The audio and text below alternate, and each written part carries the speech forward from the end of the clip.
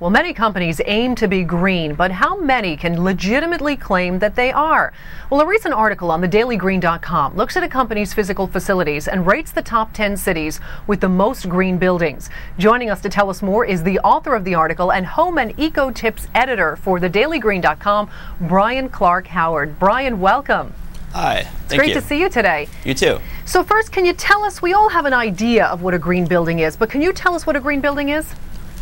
Well, the Energy Star, which is the EPA, the Environmental Protection Agency, has developed a way to make this easy. And many consumers may be familiar with Energy Star from the white and blue label that you find in efficient refrigerators, TVs, but they've developed it for buildings.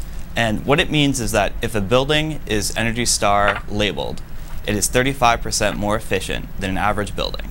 So, and we care about this because buildings, both commercial and industrial, account for about 50% of our total energy use, which is a spectacular amount. That's more than transportation, and that's to the tune of $200 billion with a B dollars a year that we spend just on running our commercial and industrial spaces. And yet the exciting thing, Jackie, is that if the EPA estimates that 30% of that entire $200 billion is simply wasted. If we did simple measures to increase that 10%, that is to have 10% more efficient buildings, that would be the same as taking 30 million cars off the road. Wow, that's pretty remarkable, huh? It is. Now let's take a look, if we can, at some of the top cities. Starting at number 1, we have Los Angeles. What buildings made LA the most green? Well, I think it probably surprises no one that California is a leader in the environment. They have some of the world's most robust environmental legislation. Governor Schwarzenegger is a big booster of green, and California has a law that all state buildings must meet rigorous energy efficiency standards. So it's really it's combined to make a climate that's very encouraging for companies and governments to go green there. Also, number 2 is San Francisco. So as you just said, it's no surprise that California has actually 2 cities that are at the top of the list here. Absolutely. Now, remember, that's not per capita, that is number of buildings that are 35% more efficient than average. And then coming in at number 3, we have Houston, Texas. That, to some people, may be a surprise considering this is an oil city. Oh, absolutely. It's the seat of the oil industry. When people think Texas, they think George W. Bush. They think large cars, big open spaces.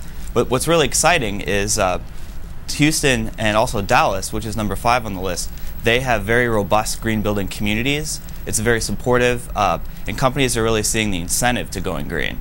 So we can see that it's not, even if there aren't macro trends, there's a lot of local efforts to go green. It can save people a lot of money. Right. Coming in at number 4 is Washington, D.C., but the other cities in this top 5 list here, they all seem to be cities that are in warmer climates. It's a little warmer than, say, here in the Northeast.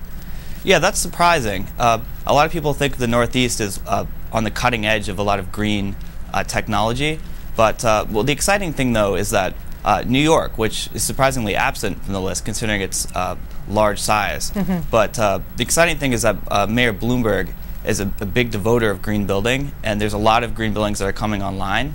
For instance, I work in a very green building, Hearst Tower, and it's actually a LEED Gold certified. Now, LEED, Leadership in Energy Efficient Design, that's a program of the independent U.S. Green Building Council.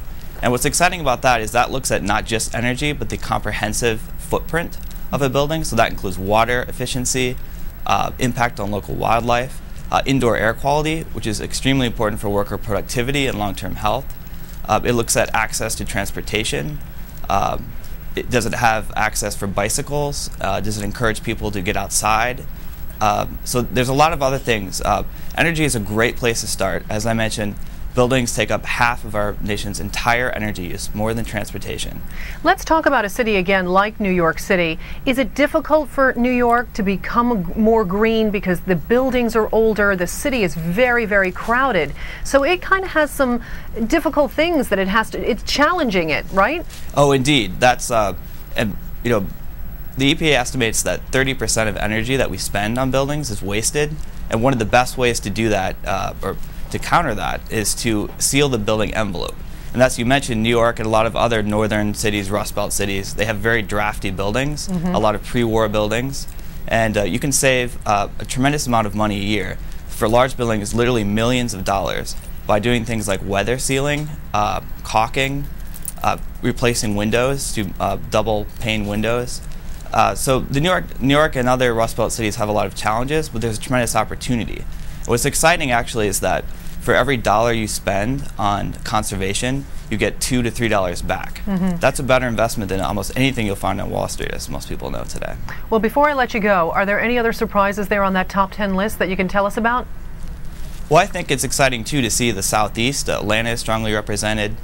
People think of the Southeast as well as not necessarily environmental these days, but Atlanta in particular has had severe water shortages over the last decade, and so they're really beginning to realize that conservation is an easier way out of problems to encourage growth, encourage jobs than alternatives. So it's an exciting time. It is, and we all have to pitch in, right?